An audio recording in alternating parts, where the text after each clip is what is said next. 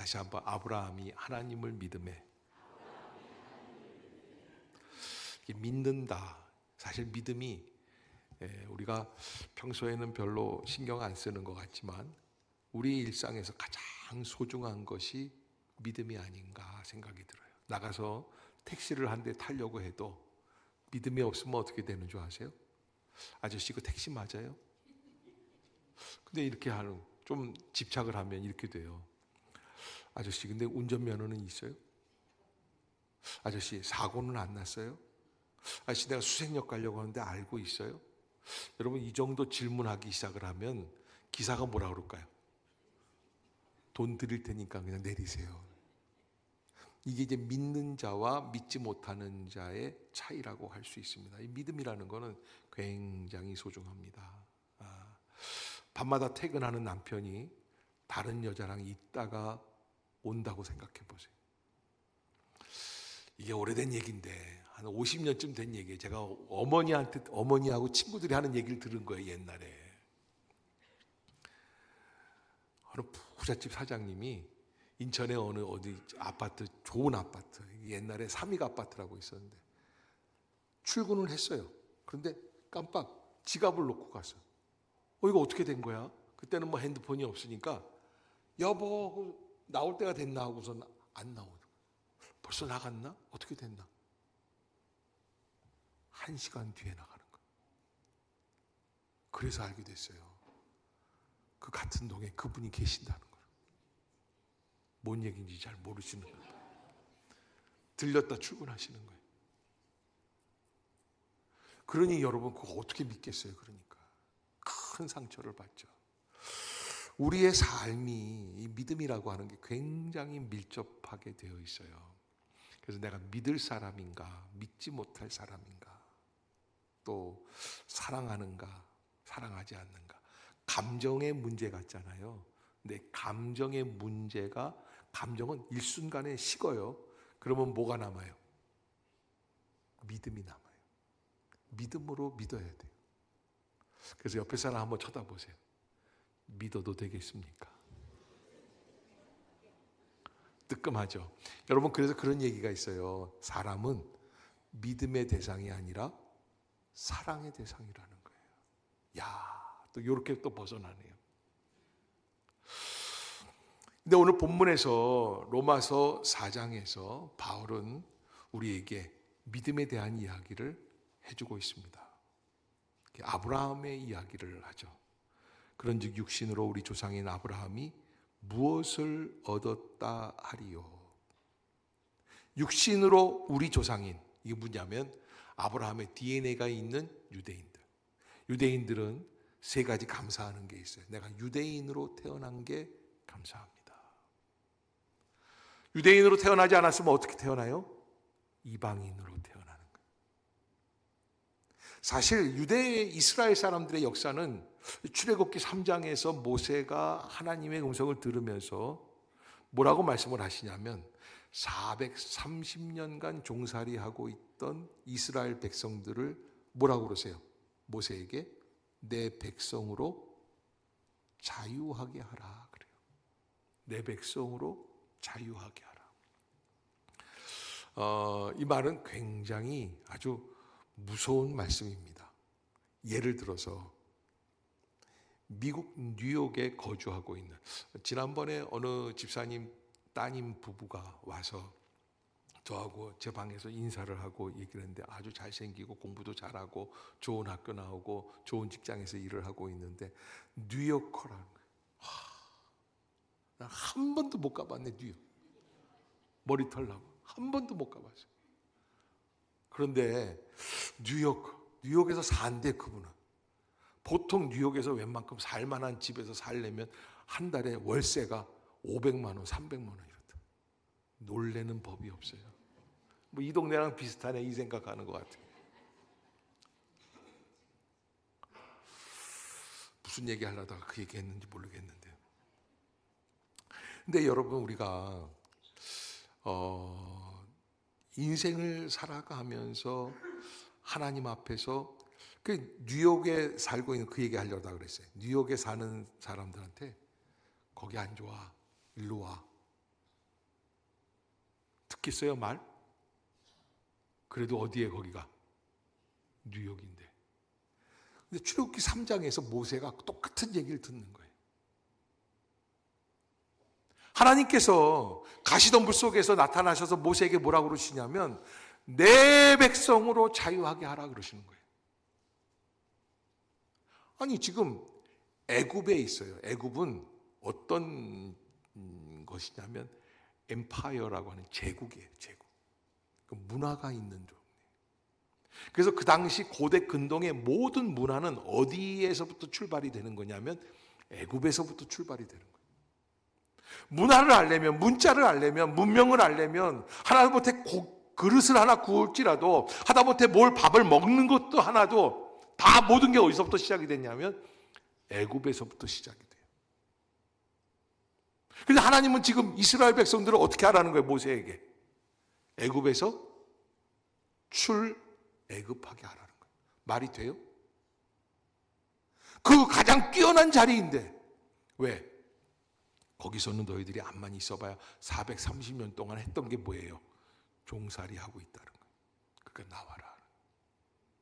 그래서 유대인들은 굉장한 자부심이 있어요. 무슨 자부심이 있냐면 우리는 애굽 문화도 떨쳐버리고 무엇을 위해서?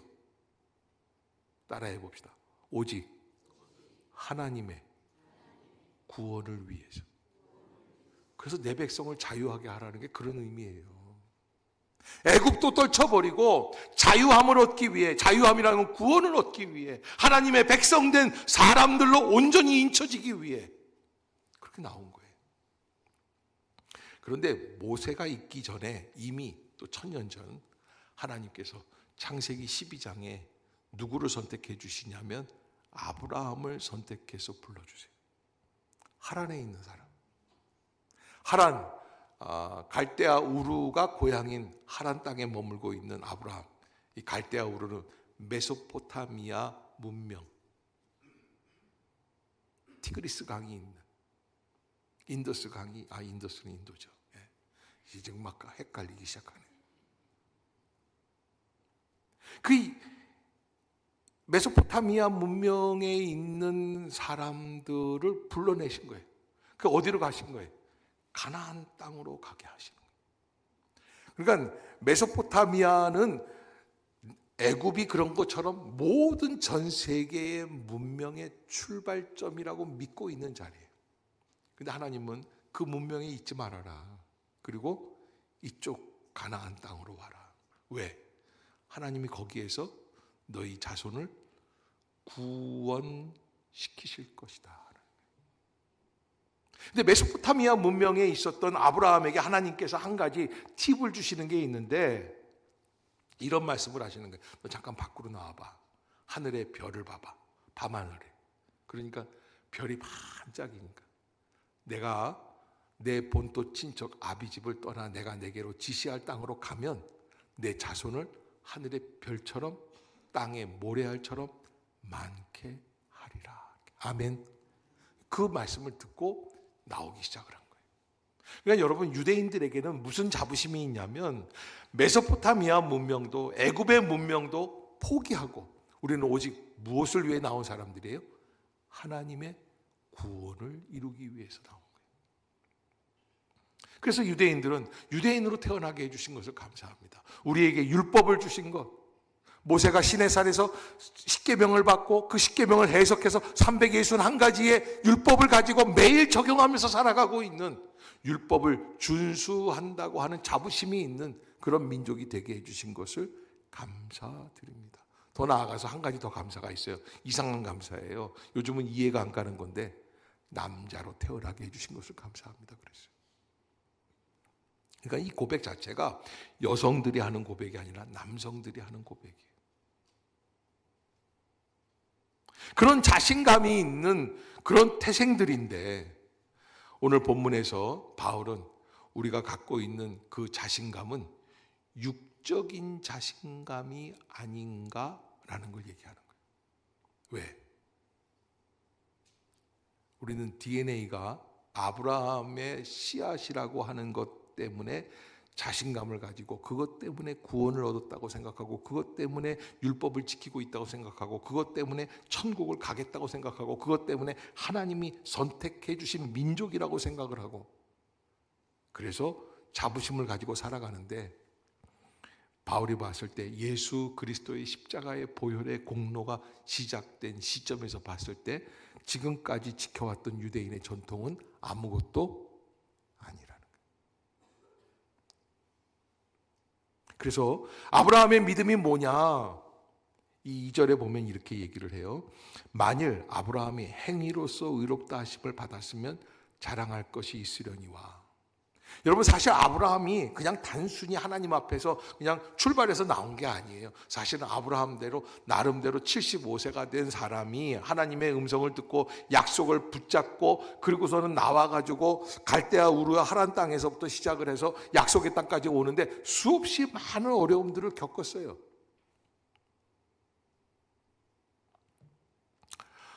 내려오는 이야기에 의하면 아브라함이 그 떠날 때 어떻게 떠났냐면 하나님의 음성을 듣고는 이제 비로소 하나님만이 유일한 신이라는 것을 깨달아요. 자기 아버지가 갈대아 우르에서 배웠던 우상 만드는 비법을 가지고 하란 땅에서 장사를 하는 거예요. 그래서 갈대아 우르는 어디고 하란 땅은 어디냐 또 이렇게 얘기하시는 분들이 있는데 지리적으로 그냥 예를 들어서 말씀을 드리면 갈대아 우르가 부산이라면 하란은 청주쯤 돼요. 또 이렇게 얘기하면 어머 나는 오늘 교회 갔더니 목사님이 갈대아 우르가 부산이래. 하란은 또 청주였다며 이렇게 얘기하면 안 돼요. 예를 들자면 그렇게 한다는 거예요. 그렇게 거쳐오는 거예요. 갈대아 우르는 메소포타미아 문명이 있었던 자리인데 그게 그만큼 떨어져 있어요. 그래서 옮겨서 이주해서 살다가 거기에서 근데 사실은 그 아버지 이 아브라함의 아버지가 데라예요. 데라. 이름이 뭐라고요? 데라. 창세기 11장 끝에 보면은 아브라함 이야기가 족보 이야기가 나오는데 데라가 있는데 이 데라가 하나님의 음성을 듣고 갈대아 우르에서 출발을 해서 가다가 하란에서 멈춘 거예요. 왜 멈췄냐? 거기서 장사가 되는 거예요. 먹고 살만한 거예요. 돈을 버는 거예요. 근데 무엇을 위해서 돈을 버느냐면 우상 장수를 통해서 돈을 버는 거예요. 하나님을 믿고 하나님을 경외해야 할 사람이 우상을 만들어 파니까 하나님께서 그걸 꾸짖고 나오라고 하는데 안 나오는 거죠.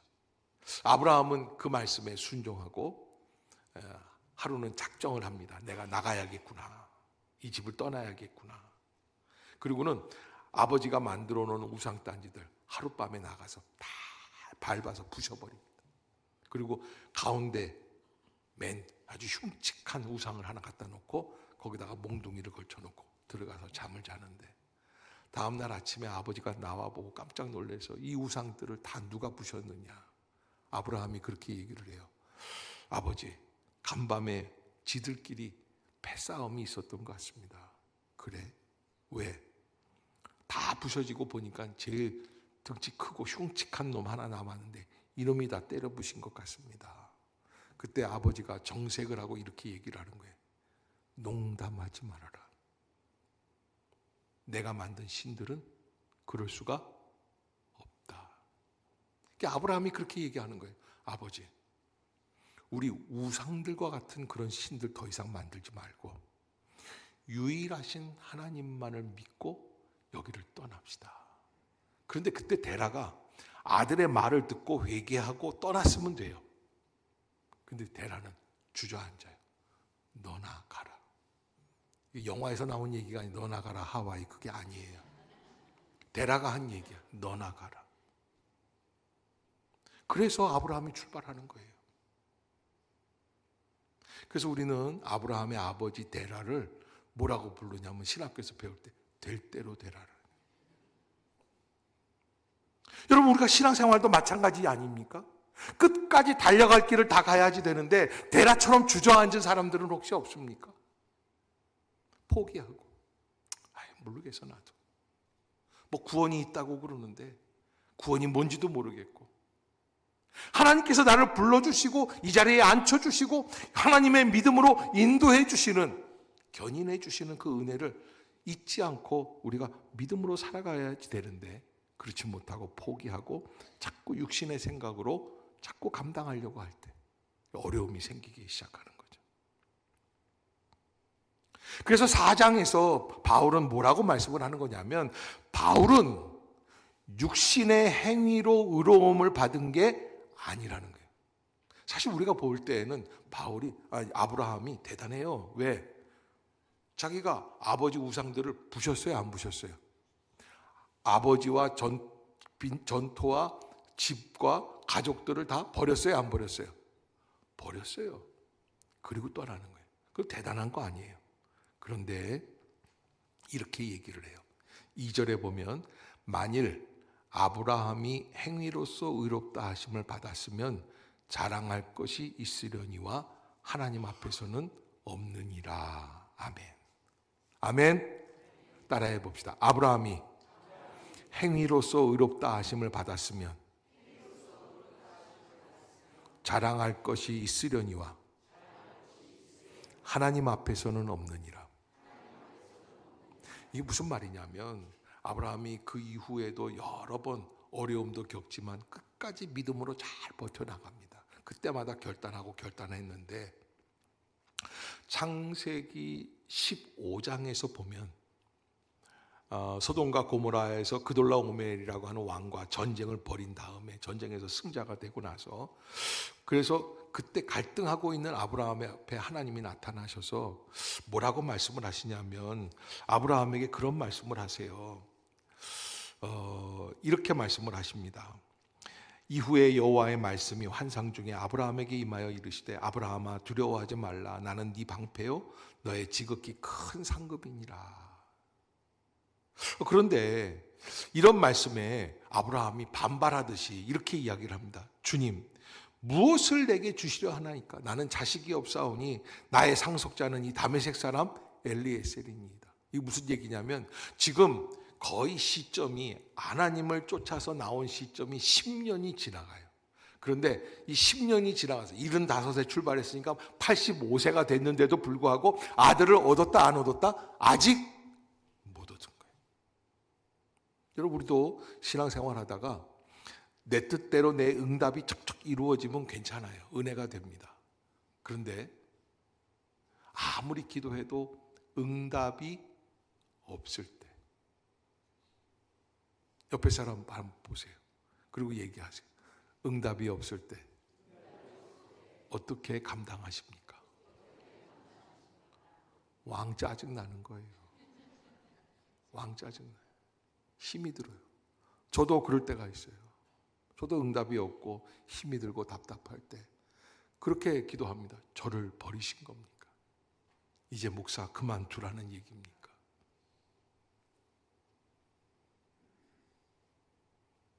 그러니까 이 아브라함이 10년이나 가나안 땅에 자기 집과 전토와 아비 집을 다 버리고 그리고 왔는데 뭔가 응답이 있어야죠. 그런데 그런 게 없어요. 아무 일도 일어나지 않는 거예요. 가장 중요한 게 뭐예요? 자식을 얻지 못하는 거예요. 그래서 창세기 15장 3절에서 아브라함이 얘기한 것은, 나의 상속자는 다메섹 사람 엘리에셀이다. 그 당시 풍습은 집안에서 잘 키운 노예 중에 한 사람을 노예 중에 가장 선임자로 세웁니다. 그 사람이 이 집의 대들보예요. 모든 것을 대체합니다. 그러니까 이 엘리에셀이라고 하는 이 시종이 앞으로는 아브라함 집안의 모든 것을 상속받게 되어 있는 거예요. 그 얘기를 하는 거예요. 하나님이 나에게 아들을 주신다고 그랬는데 안 주시니까 얘가 아들 대신에 상속자가 되는 거 아닙니까? 그때 창세기 15장 4절에 보면 하나님께서 그 말을 받으셔서 이렇게 얘기를 하세요. 여호와의 말씀에 그에게 임하여 이르시되, 그 사람이 내 상속자가 아니라 내 몸에서 날 자가 내 상속자가 되리라 하시고, 따라해 봅시다. 내 몸에서 날 자가 내 상속자가 되리라 하시고, 다시 한번 내 몸에서 날 자가 내 상속자가 되리라 하시고. 자, 뭐 고개 좀 한번 들어봅시다. 이건 사실은 도저히 믿을 수 없는 얘기인데 몇 살 난 할아버지한테 지금 아이를 낳겠다고 하는 거예요. 85세 난 할아버지한테 네 몸에서 아이를 낳겠다. 우리 집사람하고 저하고 이제 우리 집사람도 이제 내일 모레면 60이 돼요. 그러면 이제 저하고 둘이서 여보 아들을 하나 더 낳읍시다. 우리 집사람이 저한테 뭐라고 그럴까요? 미쳐도 적당히 미쳐야지. 근데 60만 나도 그런데 근데 여긴 지금 85세 사라는 10살 하라니까 75세 낳을 수가 없는 상황. 그런데 하나님은 뭐라고 그러시냐면 내 몸에서 날짜가 내 상속자가 되리라. 믿어집니까? 믿을 수 없어요. 그래서 창세기 15장 4절을 보고 아브라함이 뭐라고 이야기를 하냐면 네 몸에서 날짜가 네 상속자가 되리라고 하는 말은 믿을 수 없는 얘기예요. 내 육신의 한계를 뛰어넘는 얘기예요. 그래서 뭐라고 그러냐면 아브라함이 그때 믿은 거는 자기 육체의 능력을 믿은 게 아니라는 거예요. 그럼 뭘 믿은 거예요? 그것을 말씀해 주시는 약속하시는 하나님을 믿었다는 거예요. 아멘. 따라해 봅시다. 약속하시는 하나님을 믿겠습니다. 아멘. 약속하신 하나님을 믿는 거예요. 나한테는 도저히 안 되는데, 내 능력으로는 안 되는데 약속하신 하나님을 내가 믿겠습니다. 그래서 오늘 본문에 이런 말씀이 있죠. 3절을 보면 로마서 4장 3절 성경이 무엇을 말하느냐? 아브라함이 하나님을 믿음에.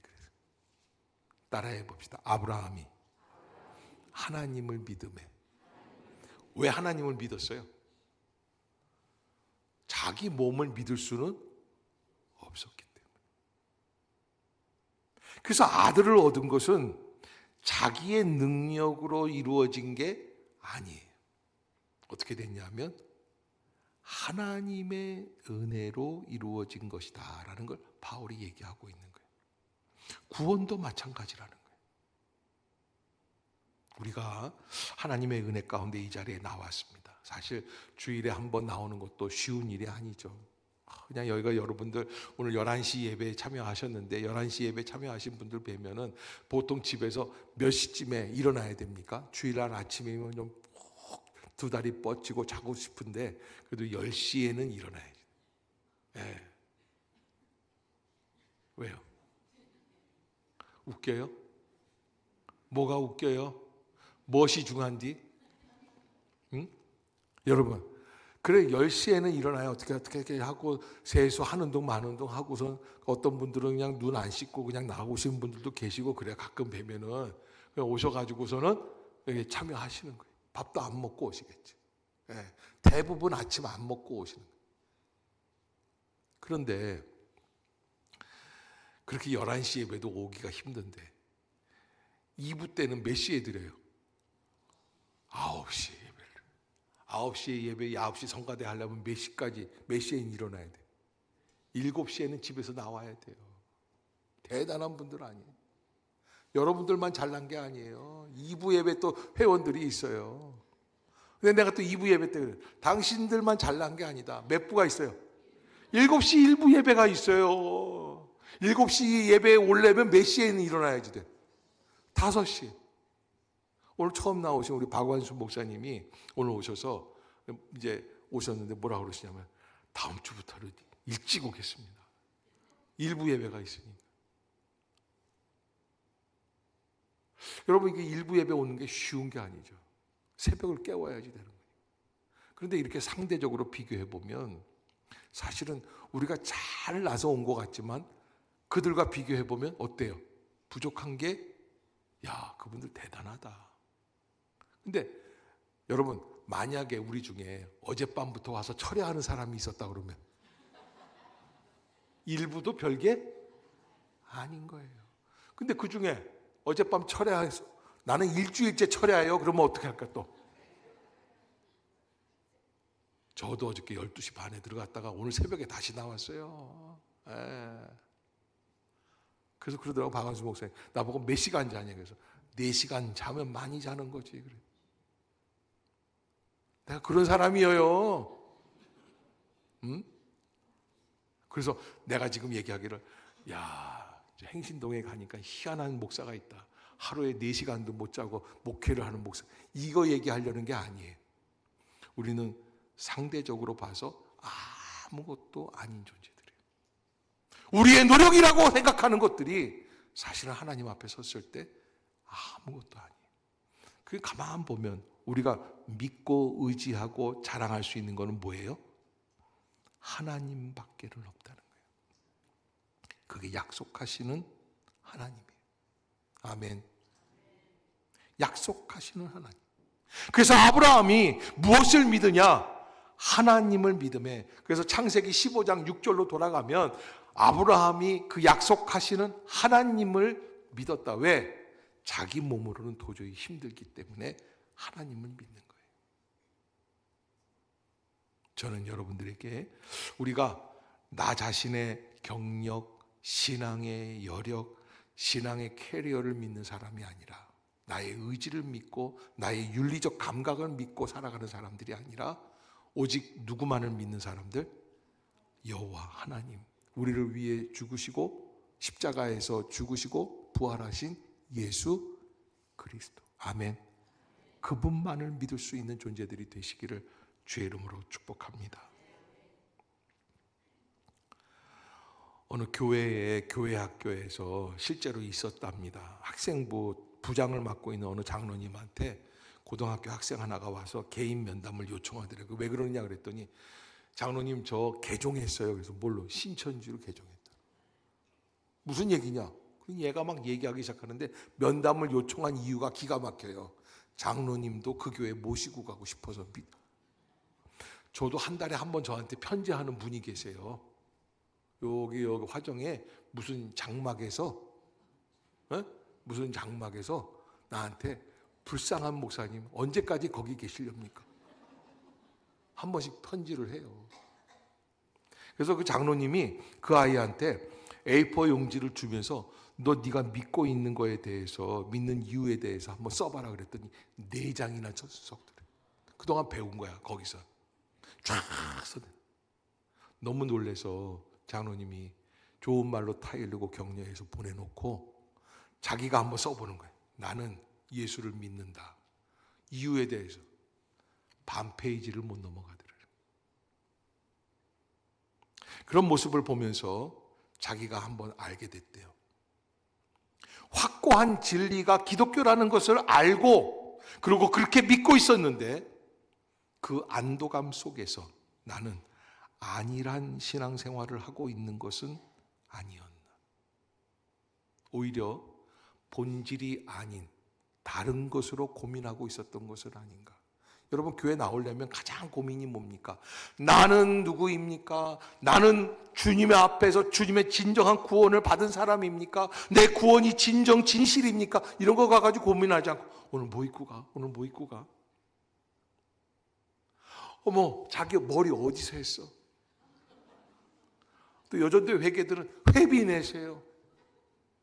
별것도 아닌 것 같고 그냥 고민을 해요.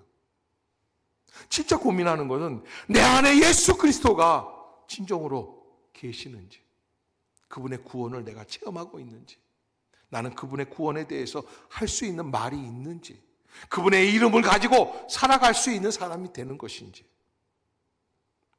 신앙의 가장 중요한 것은 무엇입니까? 가장 중요한 것은 나 혼자 하나님 앞에 서는 거예요. 이 키에르케고르 얘기예요. 인간은 신 앞에 선 단독자다. 그래서 인간의 경건은 인간에게 매우 중요한 일이지만 절대로 다른 사람에게 강요해서는 안 된다. 중요한 것은 하나님 앞에 서 있는 자기 자신이기 때문이다. 하나님 앞에서 경건히 살아가는 사람은 이미 다른 사람에게 중요한 영향력을 미치고 있다. 여러분, 남들에게 보여지는 믿음에 대해서 신경 쓰지 마세요. 뭘 입고 갈지, 아니면 머리를 어디서 해야 할지, 이런 것 때문에 고민하지 마세요. 정말로 중요한 건 내 안에 예수 그리스도의 살아계신 복음이 담겨 있습니까? 라는 거예요. 아멘. 캐나다 토론토에서 실제로 있었던 일인데, 그 토론토라는 지역이 너무 넓으니까 어느 신문사, 잡지사에서 자동차 정비를 하는 집들마다 찾아다니면서 이렇게 가짜로 차를 맡겨놓는데 보니까 서비스 하는데 고치지 않아도 될 걸 고치고 또 요금을 적게 받아야 할 부분을 많이 받는 거짓 정비소들이 많이 있는 거예요. 그런데 어느 이 서비스 센터를 갔는데 이 집은 너무 낮아. 코스트가, 이 경비가, 이 가격이 너무 낮은 거예요. 그래서 그러면서 뭐라 그러냐면 이 차 별 문제 없어요. 이 차는 요것만 좀 볼트만 좀 조이면 될 것 같고 오일만 좀 갈면 될 것 같습니다. 다른 집은 막 30만 원, 50만 원 이렇게 불렀는데 이 집은 5만 원도 안 받는 거예요. 그래서 이 잡지사 이게 조사하는 사람들이 얘기했다는 거예요. 기자인 자신의 신분을 밝히고 대부분 다른 정비소에서는 서비스 안 해도 될 것까지 다 하던데 과잉 그 정비를 하는데 당신은 왜 그렇습니까? 그랬더니 그 사람이 얘기하는데 저는 크리스찬입니다. 여러분 혹시 카센터 하시는 분들 오시는 분한테 저는 예수 믿습니다 말할 수 있는지요? 그 말은 무슨 말이에요? 거짓말하지 말라는. 근데 이 말이요 세무사 앞에서도 할 수 있는지.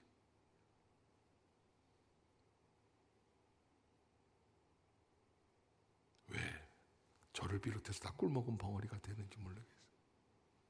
그래서 그 정비소가 20년 뒤에 이 정비공이 세상을 떠날 때 토론토 스타라고 하는 이 잡지책이었는데 89세에 세상을 떠난 세실 브랜튼, 캐나다에서 가장 정직한 크리스찬 정비공.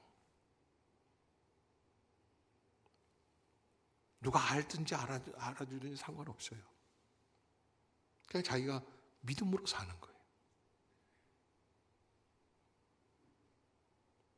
우리가 그러지 못하고 힘들어하고 괴롭고 의심하고 답답하고 절망하기 시작을 할 때마다 우리가 한번 점검해 봐야 하는데 정말 예수 그리스도의 십자가의 복음이 내 안에 거하고 계십니까? 아니면 습관적으로 믿고 있는 것뿐입니까? 사랑하는 성도 여러분, 우리는 예수 그리스도께서 보여주신 성령과 보혈의 권세로서 거듭난 그런 축복의 공동체인 줄로 믿습니다. 우리가 구원받은 것은 단순히 마음의 평안을 얻기 위한 정도가 아닙니다. 자식이 잘 되고 사업이 잘 되라고 믿는 정도가 아닙니다.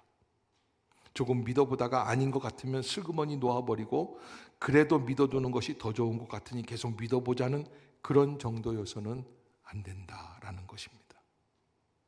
가장 중요한 믿음의 확신이 있습니까? 라고 하는 그 질문을 가지고 이 한 주간 다시 시작할 수 있기를 주의 이름으로 축복합니다. 하나님의 은혜 가운데 주님이 주시는 놀라운 축복을 믿음으로 감당하십시오. 우리는 이미 은혜 안에 거하는 심령들이라는 것 여러분들이 잊지 마시고 믿음으로 승리할 수 있는 모든 성도들이 되시기를 주의 이름으로 축복합니다. 기도하겠습니다.